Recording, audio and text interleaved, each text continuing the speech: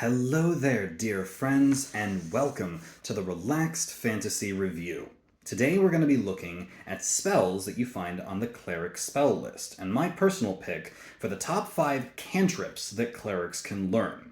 Cantrips, also known as level 0 spells, are the bread and butter of any spellcaster. You get them right away from level 1, and you get the ability to cast them infinitely. As long as you spend your action or bonus action or whatever it is on your cantrip, there is no limitation to it. So these become great weapons, utility, and all sorts of things for creative and combat-focused players. Clerics actually have a very small spell list, and it's very key that you pick which spells you're going to get for your cantrips. Starting off at number 5, we have Spare the Dying. Clerics are well known for their healing powers, but just in the event that they run out of leveled spells to heal people with, there are no cantrips that can heal. But Spare the Dying, you go to a creature, you use your action to touch them, and they stop making death saving throws. The idea here is that they are at 0 hit points making death saves. You use Spare the Dying, and they don't have to. They are stabilized. Doing this makes a panicky situation when you've run out of healing potions and run out of healing spells a little less scary, because it's better to be unconscious than dead. At number 4, we have Sacred Flame. Sacred Flame was the only attacking cantrip that clerics got in the player's handbook, and it's not a bad one. At a range of 60 feet, you designate a creature, and that creature makes a dexterity saving throw. If they fail it, they take 1d8 radiant damage. This is a pretty powerful spell, and they cannot benefit from cover. This means that it just attacks them even if they're hiding from you. The idea, I guess, is that it comes from the sky and hits them. So, but even if they were underneath something, it would still hurt them. So it's just magical fire that hits them from beyond. It's a cool power, and definitely is worth taking as a cleric. At number 3, you have Thaumaturgy. Thaumaturgy is a magic trick spell. It creates harmless sound and visual effects. You can change the way that flames burn, both their color and their size.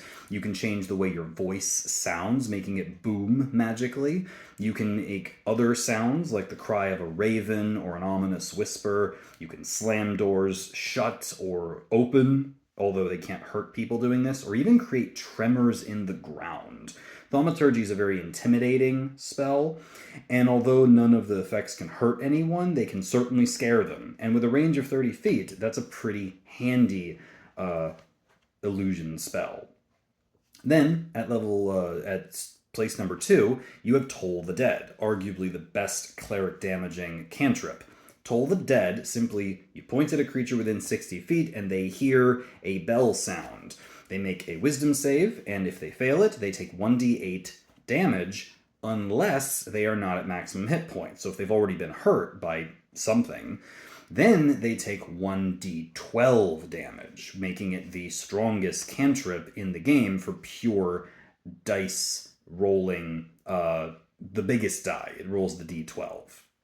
It's a nice, powerful cantrip, and it, builds on itself as time goes on. So yeah, I'd say it's the number 2, only beaten out by a cantrip that is so powerful a lot of people think it's broken. At number 1, we have Guidance. Guidance is a concentration cantrip, so you must focus on it, and if your concentration gets broken, it just stops working. But since it's a cantrip, you didn't really waste a whole lot.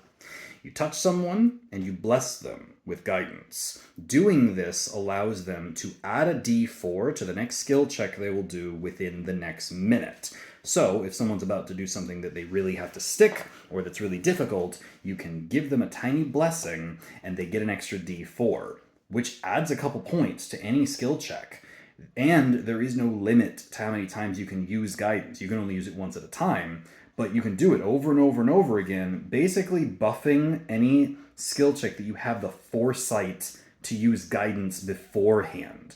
You can't use it as a reaction to someone, you just have to do it in advance. But as long as you have the ability to plan, Guidance can make skill checks much easier for the entire party, and is absolutely the best cleric cantrip. This has been the Relaxed Fantasy Review. If you enjoyed the video, please like and subscribe down below, and keep your eyes peeled for more magical reviews coming down the line soon. Have a good one, my friends.